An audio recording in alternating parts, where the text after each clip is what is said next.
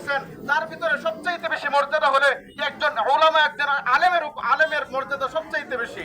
সুতরাং আমাদের উলামা একরামের উপর হাত তোলা মানে পুরা দেওবন্দের উপর হাত তোলা, পুরা ইসলামের উপর হাত তোলা। এর জন্য আমরা তীব্র নিন্দা জানাই।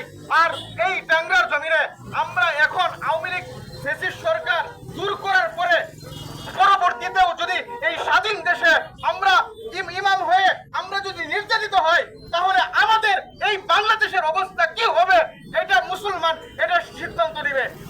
আমি আপনাদের টাঙ্গাইল সকলের কাছে আমি ব্যর্থহীনভাবে বলতেছি, আপনারা এই বিষয়টাকে নিজ চোখে দেখবেন, উলামা একরামের পক্ষে কথা বলবেন, উলামা একরামের পক্ষে থাকবেন, মানে আল্লাহর রাসূলের পক্ষে থাকবেন, আল্লাহর পক্ষে থাকবেন।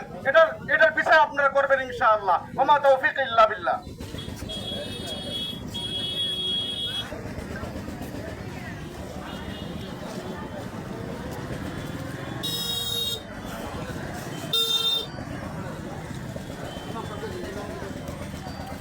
এখন আমাদের সামনে প্রতিবাদী কথা রাখবেন এই ইউনিয়নের